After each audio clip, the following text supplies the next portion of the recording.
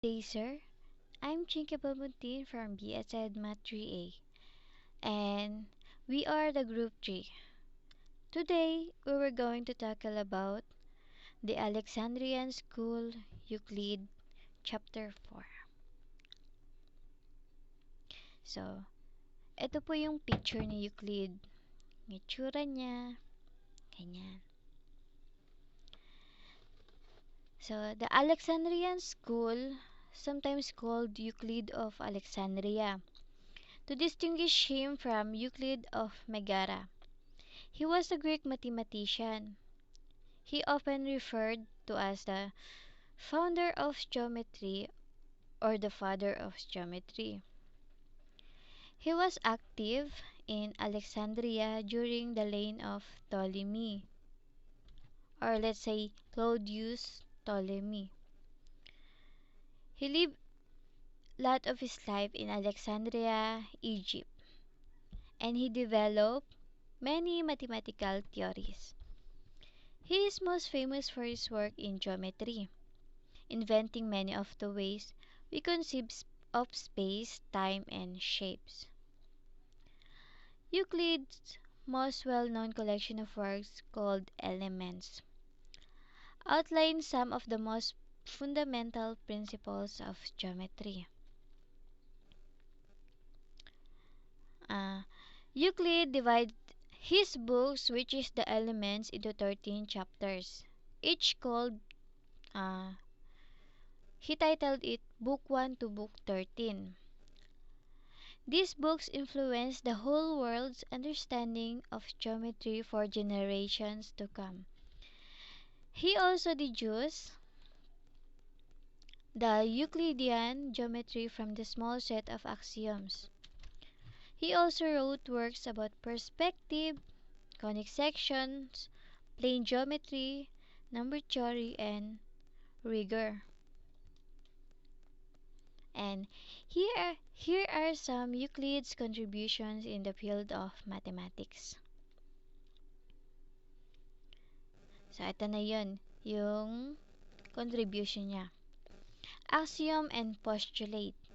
Euclid assumed certain properties which were not to be proved. These assumptions are actually obvious, universal truths. He divided them into two types, axioms and postulates. So, axiom, these are the universal truths without any proof. Same goes sa postulates. Yung axioms, these are the assumptions that were used throughout mathematics and not specifically linked to geometry. While the postulates is, while yung postulates naman is, ito yung assumption that were specifically used for geometry. Here are some of Euclid's axioms were. Number 1, things which are equal to the same thing are equal to one another. Number 2, if equals are added to equals, the wholes are equals. Number 3, if equals are subtracted from equals, the remainders are equals. Number 4, things which coincide with one another are equal to one another. Number 5, the whole is greater than the part. Number 6, things which are double of the same things are equal to one another. Number 7, things which are halves of the same things are equal to one another. These common-notons refer to magnitudes of some kind. The first common-noton could be applied to plane figures.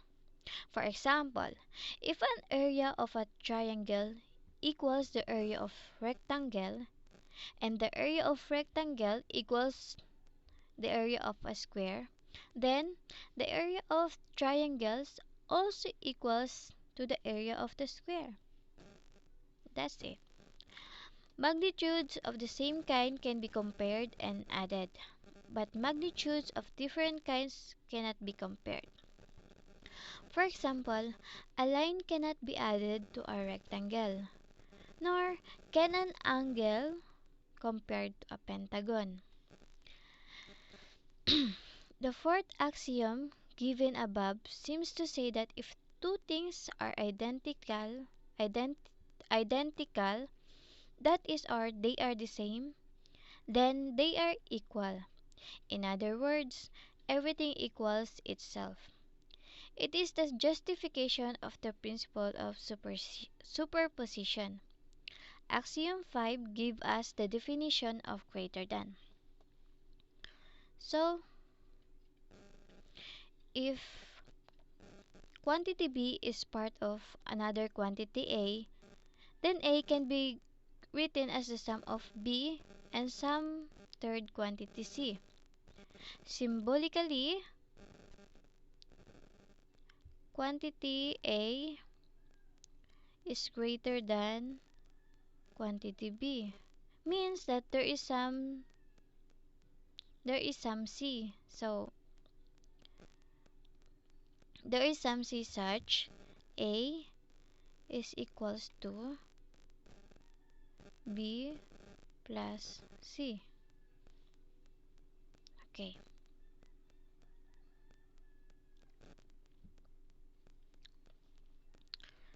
Here are some of Euclid's postulates were: Postulate 1, a straight line may be drawn from any point to any other point. Postulate 2, a terminated line can be produced indefinitely. A terminated line can be produced indefinitely. Postulate 3, a circle can be drawn with any center and any radius. Postulate 4, all right angles are equal to one another.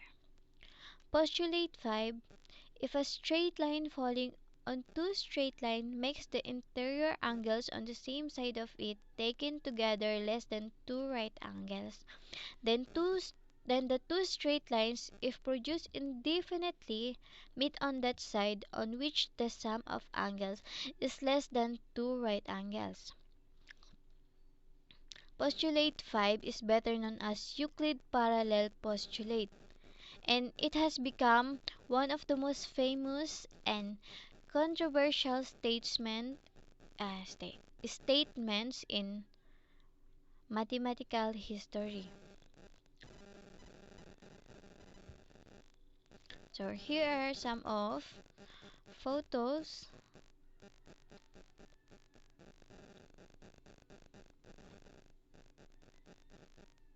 You can see the figures.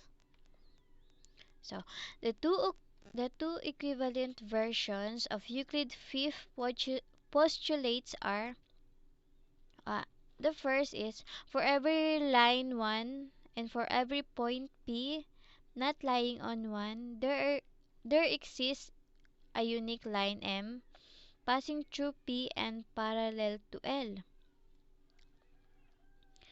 The figure 2, two distinct intersecting lines cannot be parallel to the same line.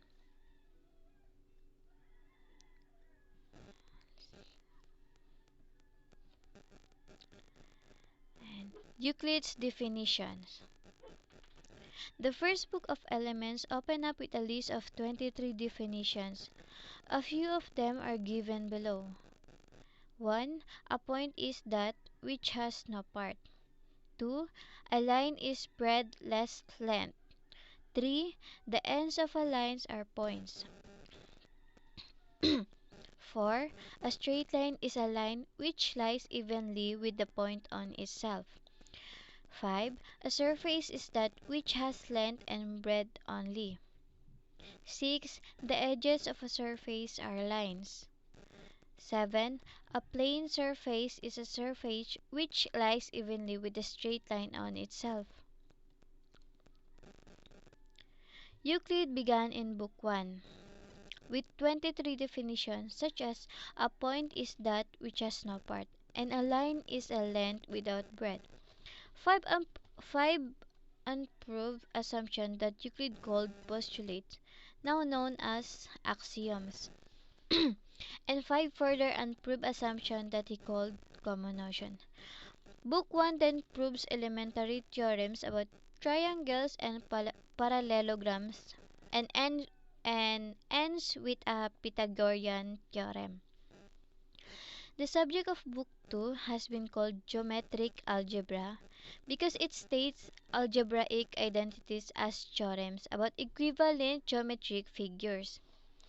Book 2 contains a construction of the sections, the division of a line into two parts such that the ratio of the larger to the smaller segment is equal to the ratio of the original line to the larger segment. This division was renamed the Golden Section in the Renaissance after artists and architects rediscovered its pleasing proportions. Book 2 also generalizes the Pythagorean theorem to arbitrary triangles.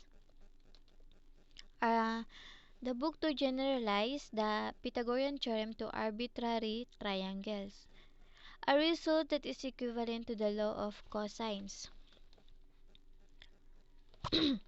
Book 3, it deals with properties of circles, and Book 4 with the construction of regular polygons, in a particular the pentagon.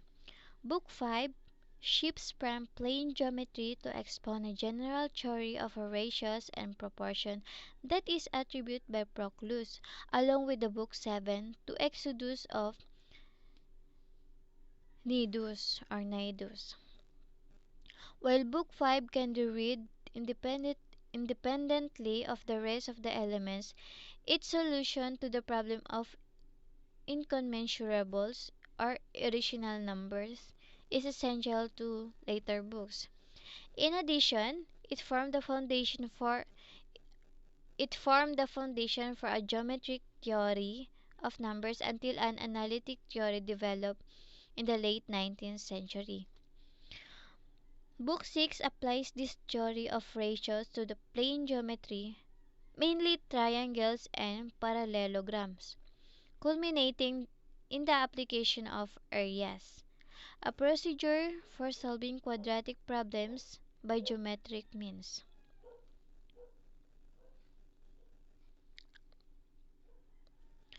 Book 7 okay. Book 7 to Book 9 contains elements of number theory, where number or arithmos means positive integers greater than 1, beginning with 22 new definitions such as unity, even, odd, and prime.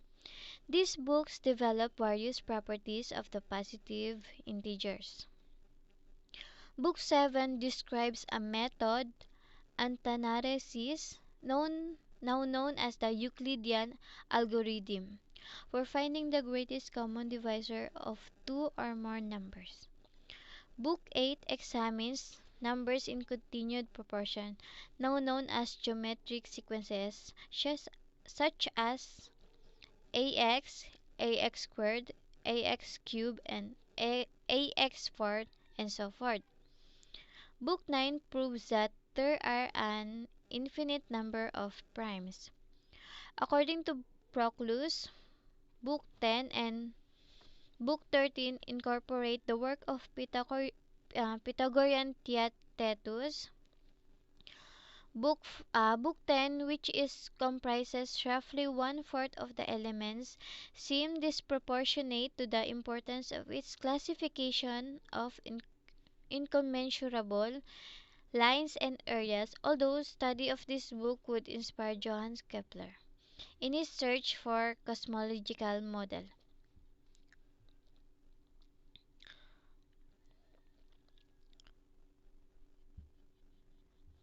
Book 11 concerns the intersections of planes, lines, and parallelepipeds, solids with parallelograms as opposite faces. Book 11 to Book 13 examine three-dimensional figures in Greek stereometria. Book 12's, Book 12's, Book 12 applies Eudoxus' methods of exhaustion to prove that the areas of a circle are to one another as the squares of their diameters, and the volumes of spheres are to one another as the cubes of their diameters.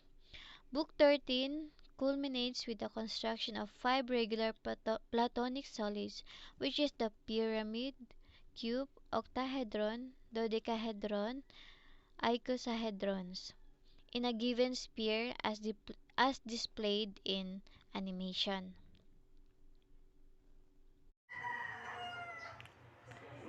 Euclid's number theory. Euclid's theory is the study of numbers, primarily the integers, positive and negative, whole numbers, and their properties. We often think of numbers as a rudimentary principle of arithmetic. For example, 3 times 7 is a prime number. Euclid's treatment of number theory is seminal in its own right. Civilization, long before Euclid, had studied numbers and their properties, but Euclid helped redefine math as a deductive system.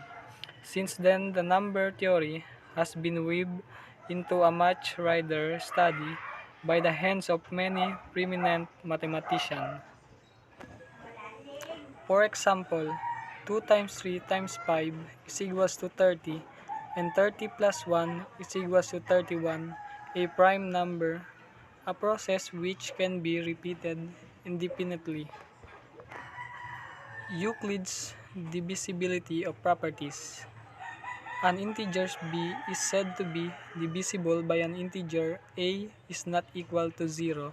In symbols a, b, if there exists some integers such c that b is equals to ac, one writes a b to indicate that b is not divisible by a. Example, 39 is divisible by 13. Since 39 is equals to 13, so 3, however, 10 is not divisible by 3, for there is no integer c that makes the statement 10 is equals to 3c true. There is no other language of expressing the divisibility relationship a b. We might say that a divides b, a is a divisor of b, that a is a factor of b, or that b is a multiple of a. Notice to that is the definition given there is a restriction on the divisor a. Whenever the notation a, b is used, the understanding is that a is different from 0. An integer p is less than 1 is called a prime number, or simply a prime, if its only positive divisor are 1 and p. An integer that is greater than 1 and not a prime is termed composite. Example, among the first 10 positive integers, 2, 3, 5, and 7 are all primes, whereas 4, 6, 8, 9, and 10 are composite numbers. Note that the integer 2 is the only even prime, and according to our definition, the number 1 is distinguished in the sense of being either prime nor composite. To illustrate Euclid language, let us record his way of defining a prime. A prime number is that which is measured by a unit, that is, by 1. Alone, it is often of interest to and out whether two given numbers have any factors in common, and if so, which one. Definition: if a and b are arbitrary integers, then a integer d is said to be a common divisor of a and b if we have both d, a, and d, b. Because 1 divides each integer, 1 is a common divisor of a and b. Hence, any pair of integers possesses at least one positive common divisor. In fact, if either a and b is non-zero, then a final number of positive common divisors exists. Among these, There is one that is the largest, called the greatest common divisor of A and B, and denoted by the symbol GCD AB. Example: the positive divisors of 12 are 1, 2, 3, 4, 6, and 12, and the positive divisors of 30 are 1, 2, 3, 5, 6, 10, 15, and 30. Hence, the positive common divisors of 12 and 30 are 1, 2, 3, and 6. Because 6 is the largest of these integers, it follows that GCD 1230 is equals to 6. Euclid division: if we have two positive integers a and b, then there exist unique integers q and r which satisfy the condition. Euclid division or division with remainder is the process of dividing one integer by another in a way that produces a quotient and a remainder smaller than the divisor. A fundamental property is that the quotient and the remainder exist and are unique under some condition. For example, consider number 23 and 5, then 23 is equals to 5 times 4 plus 3. Comparing with A is equals to BQ plus R, we get A is equals to 23, B is equals to 5, Q is equals to 4, and R is equals to 3, and 0 is less than R and less than B, as 0 greater than 3 greater than 5. Consider positive integers 18 and 4. 18 is equals to 4 times 4 plus 2. 4 18 is equals to A and 4 is equals to B. We have Q is equals to 4 and 2 and 0 is greater than R and greater than B. In the relation A is equals to BQ plus R, where 0 is greater than R and greater than B, is nothing but a statement of the long division of number A by number B, in which Q is the quotient obtained and R is the remainder. Thus divided divisor times quotient plus remainder is A is equals to BQ plus R. HCF or highest common factor. The HCF of two or more positive integers is the largest positive integers that divides each given positive number completely. If positive integer d divides two positive integers a and b, then the HCF of a and b is d. For example, 14 is the largest positive integer that divides 28 and 70 completely. Therefore, HCF of 28 and 50 is 14. Using Euclid division lemma for finding highest common factor, considering positive integers 4, 18, and 33, these are the 5 steps. Taking bigger number as A and smaller number as B, express the numbers as A is equals to BQ plus R. 1418 is equals to 33 times 12 plus 22. Step 2.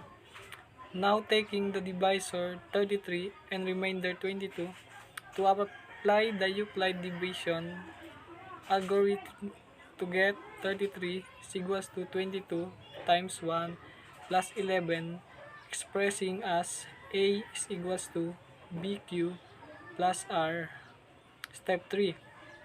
Again with new divisor 22 and new remainder 11, apply the Euclid division algorithm to get 22 is equals to 11 times 2 plus 0. Step 4. Since the remainder is 0, so we cannot proceed further. Step 5. The last divisor is 11 and we say highest common factor of 418 and 33 is equals to 11. Infinity of prime numbers. In infinity of prime numbers, we have theorem and proof. In theorem 1, there are infinitely many primes. Proof. Suppose that P1 equals 2, P2 equals 3.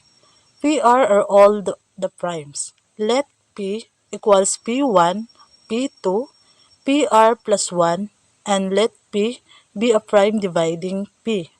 Then P cannot be any of P1, P2, PR, otherwise P would be divide the difference P minus 1, P2, PR equals 1, which is impossible.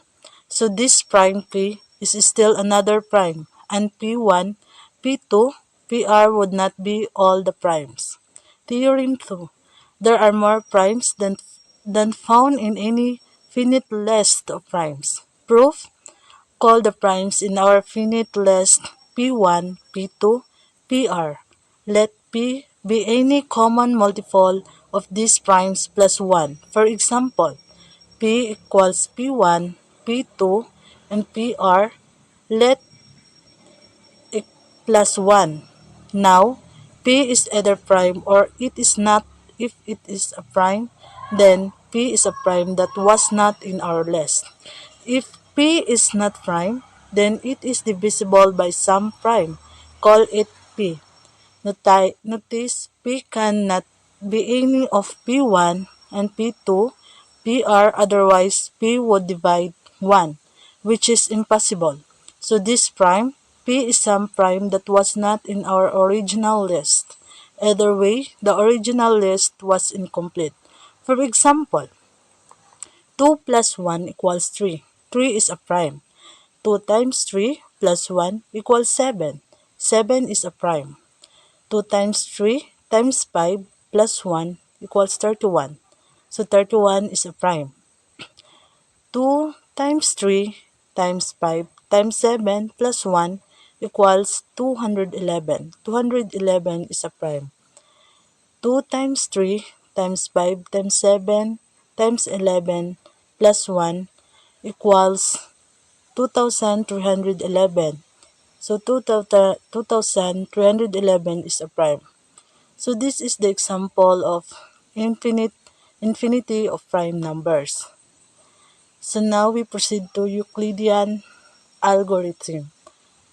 We have two Euclidean algorithm, the calculate and which satisfies. In calculate, we have R sub 1 equals A mod B, R sub 2 equals B mod R sub 1, R sub 3 equals R sub 1 mod R sub 2, and R sub n equals R sub n minus 2 mod R sub n equal minus 1.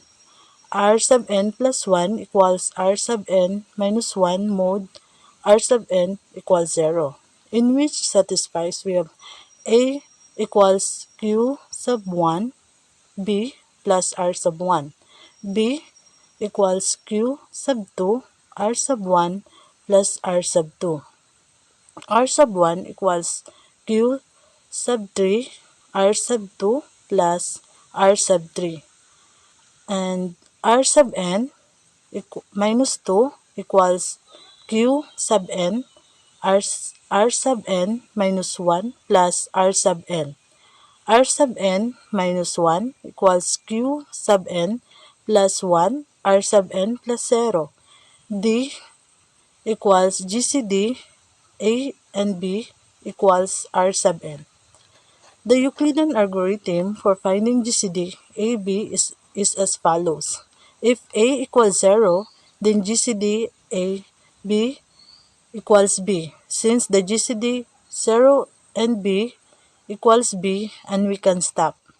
If B equals 0, then GCD AB equals A. Since the GCD A 0 equals A, and we can stop.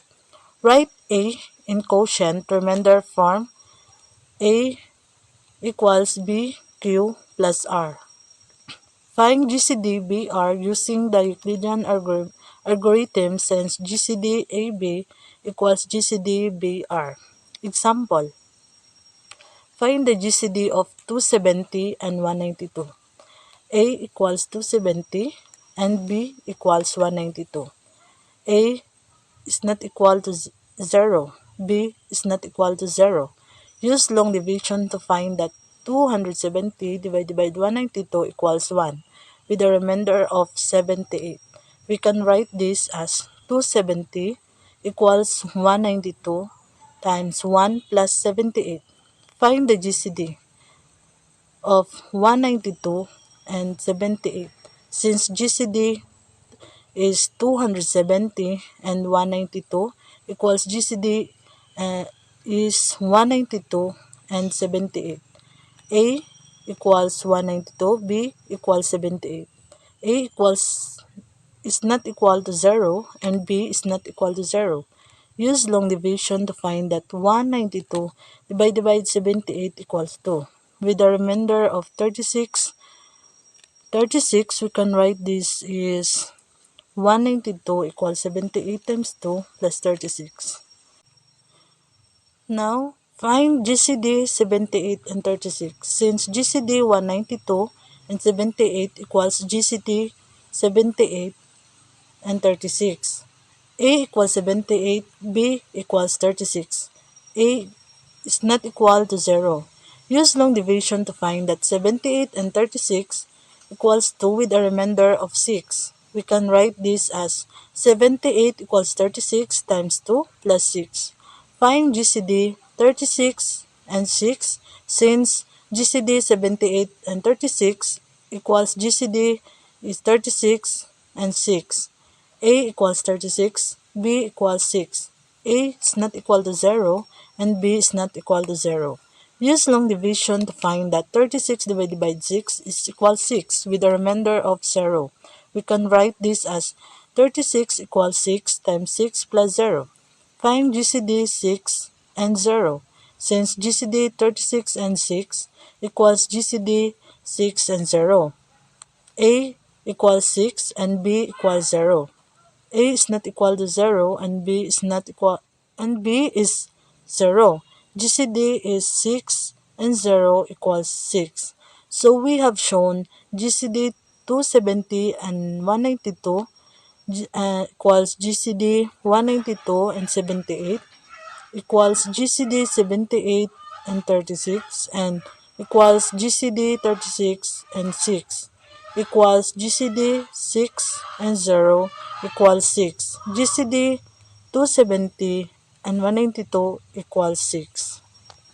So now we can proceed to Euclid proof of Pythagorean theorem. And this is the figure of theorem proposition 47. And this is the figure of theorem proposition 48. In theorem proposition 47, in right angle triangles, the square on the side subtending the right angle is equal to the squares on the sides containing the right angle. Unlike the typical algebraic understanding of the Pythagorean theorem as a squared plus b squared equals c squared, Euclid constructed actual squares BCED, ABFG, and ACKH from the sides of the right triangle ABC using proposition 1.47. This shape came to be called the windmill as Euclid's proof gained popularity. Euclid sought to prove that area of BCED was equal to the sum. And we have theorem proposition 48. If in triangle, the square on one of the sides be equal to the squares on the remaining two sides of the triangle, the angle contained by the remaining two sides of the triangle is right. From the hypothesis, Euclid constructed triangle ABC assuming b squared equals ab squared plus ac squared. He then showed angle BEC was a right angle. He drew line segment AE, AB, and connected D to C with line segment CD. Now we had two triangles BAC and triangles DAC. The triangle share side AC and AD equals AB by construction because line segment AC and AA are perpendicular. Angle DEC must be a right angle. By the Pythagorean theorem, CD squared and AD squared plus AC squared substituting AD equals AB and CD squared equals AD squared plus AC squared equals AB squared plus AC squared from our hypothesis. CD squared equals AB squared plus AC squared BC squared because CD squared equals BC squared. CD must equal to BC since all three sides are equal in length. Angle BEC and triangle DEC are congruent by SSS. Proposition 1.8, but if they are congruent, then angle DEC equals angle BEC. So, angle BEC must be a right angle. Thus, the converse of the Pythagorean theorem is proved. Now, we have Euclid's geometry. From the word geometry, it is derived from the combination of the Greek words geo, meaning earth, and metron, meaning measure. Therefore, the word geometry means to measure the earth or earth measurement. Euclid was the first mathematician who initiated a new way of thinking in the study of geometric results. This can be done previously proved results and some self-evident specific assumptions called as actions and postulates. Plane geometry of congruence of triangles. Two triangles are said to be congruent if one can be exactly superimposed on the other by a region motion, and the congruence theorems specify the conditions under which this can occur. The first such theorem is the side angle side, or SAS theorem. If two sides and the included angle of one triangle are equal to sides and the included angle of one another triangle, the triangles are congruent. Following this, there are corresponding angles, angle side angle or ASA and side side side or SSS geometry. This is the figure of congruent triangles. The SES, ASA, and SSS. Now, we proceed to construction of the five regular Platonic solids.